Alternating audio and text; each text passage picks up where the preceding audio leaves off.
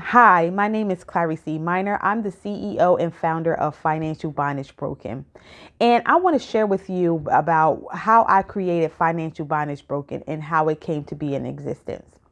I built Financial Bondage Broken off of the blood, sweat, and tears of my own personal experience. I also did a whole lot of praying during my experiences, of course. So, unlike most financial advisors and gurus that we know and love today, I do not have a background in finances.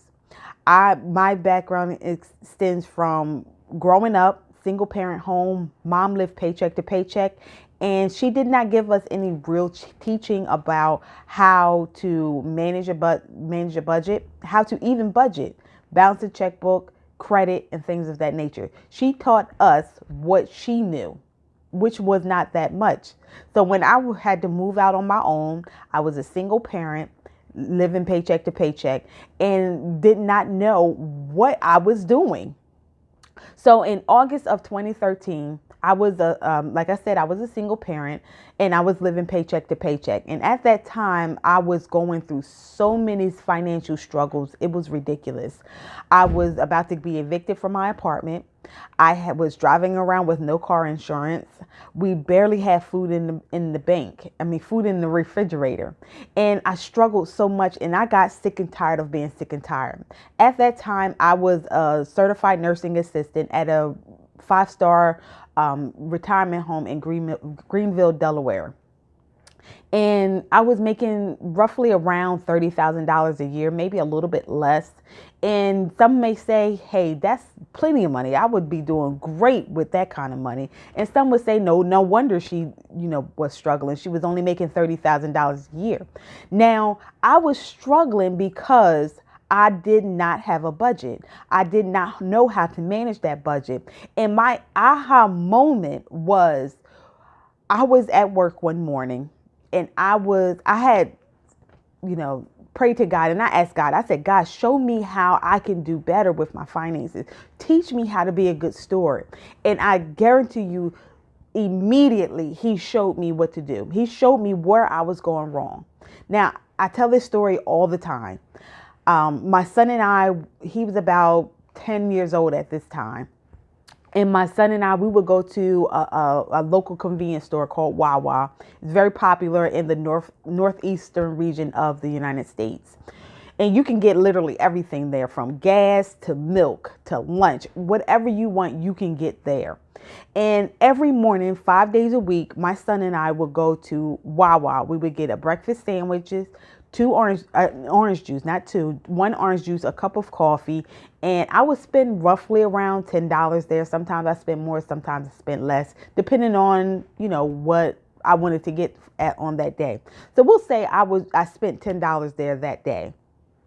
So I'm at work and I'm taking my cute little resident down to breakfast, and it just popped in my head.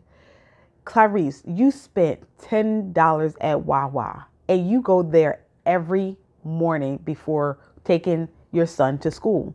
So I did the calculations in my head really quick because I was working, working in nursing, morning and at a retirement community. Mornings are your most busiest time. So I did the calculations in my head. So very simple, $10. $10 times 5, that's $50 per week. Per week I was spending on breakfast alone, right? So you multiply $50 times 4 weeks in a month. I was spending $200 per month on breakfast alone. Now, I was also eating out for lunch, and occasionally I would eat out for dinner. So I was spending over $400 per month, overdrafting my account, never having any money to do things that I like to do, with my son, and I would like to do with my friends. I was broke, and that was the reason why. So after that, I put myself on punishment. I stopped doing all those crazy things, and within months, I was able to save over $4,000. $4,000 within months. I was ahead of my bills, paying them early. I was saving and I began to invest, right? So that year, 2013, my son had the best Christmas ever because I was a better steward and I learned to self control. All right. Now, I then messed up, guys. That wasn't the end. I did mess up in November 2013. I thought I heard the Spirit of the Lord tell me to leave my job and work in real estate full time because I've always wanted to do that and just never got to it.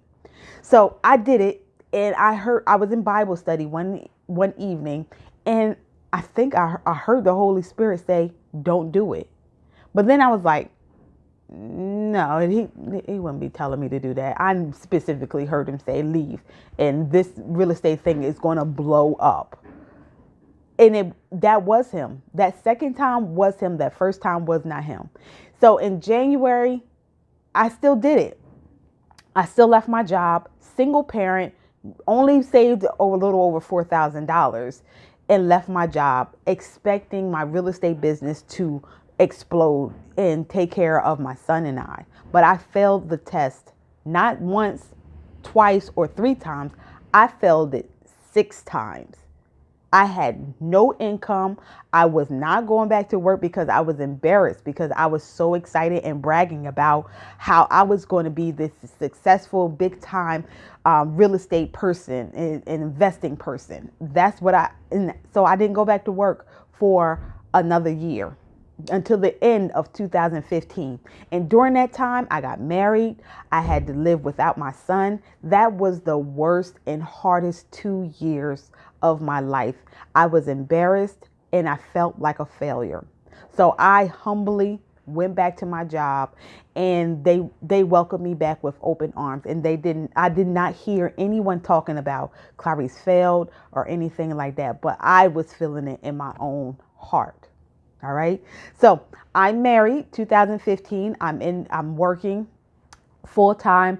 My family are back together. And in 2017, I heard the Spirit of the Lord say, put your 2 weeks notice in. Now, I didn't do it at first. I didn't. I said, I can't do that. I can't put my family through the financial struggles that I took them through before. And besides, I'm married now. I can't just do this and not get his approval, you know? So I fought with that for 3 months until God took me out of work. The third time he told me to do it. And I heard him through a sermon that my Apostle Walker was preaching, and he prophesied to me. He said, Clarice, I know nobody knew what I was going through. I did not share. I'm very, very private. So I did not share this with anyone. And remind you, I was still embarrassed because of my previous mistake. So I shared with my apostle prophesied to me, and he said, Clarice, I know you're scared. I know you're not sure. I know that you are not even,